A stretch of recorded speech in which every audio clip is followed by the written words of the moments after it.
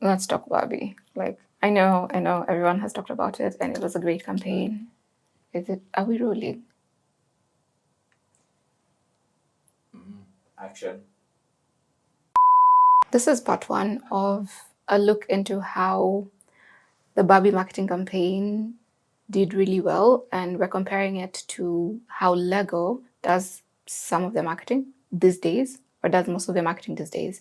So we'll look at two items, nostalgia and future proofing, which I bundled as one.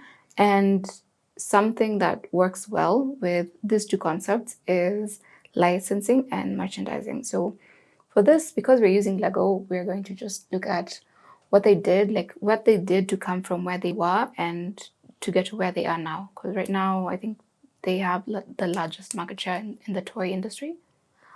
There was a point where Lego got back to the drawing board to try and figure out who their new customers were, because the old customers, the kids they used to market to, had grown up.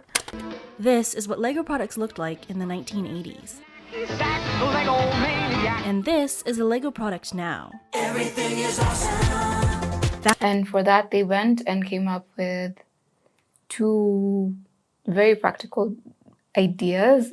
So one is marketing to girls. No longer was Lego for everyone, it was for Zach or for Emma, designed for boys or for girls. At the beauty shop, Emma is styled and ready to go. And the other thing they did is started making adult Lego toys. Nowadays, tons of Lego sets are specifically created for adults. All these have black boxes and have the 18+ logo on them. And while most of these sets are absolutely amazing, Lego's first attempt to market to adults was pretty underwhelming. Those two things helped them pivot their marketing from... There's a time they were losing a lot of money, but it helped them pivot their marketing and sort of future-proof it, because the kids who played with Legos as kids grew up and you find other things. And then you come back and you still find Lego that you can play with as an adult. So you were making, I don't know, fire trucks as a kid. There's an adult version of a fire truck and a house and whatever it is that appeals to you as a Lego consumer. A way that also future-proofs you is because it touches a bit on merchandising and licensing. So any Lego movies or any Lego merch that they release still brings revenue to the company. So that's a part of future-proofing. And also another play at nostalgia, because as an adult who's now buying the Lego toys, I'll play with them with my kids, my nephews, my nieces, or the kids around me or other adults around me.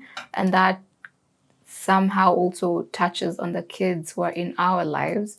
So even those kids have a touch of Lego magic to work with.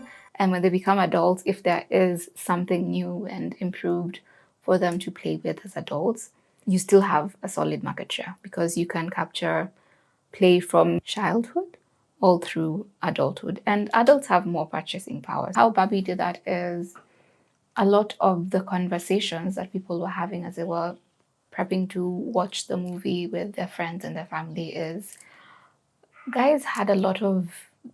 I asked my mom to pull out my Barbie from the archives. And they were sharing that. So that's also like a very tactile touch point. So you're appealing to nostalgia and you future-proofed because you're relevant in the present. And this media will still be relevant in like 10, 20 years. So a combination of nostalgia and future-proofing from Lego to Barbie. If you can figure out how to do that for your brand, I think you have cracked the winning formula that made this campaign so iconic and memorable.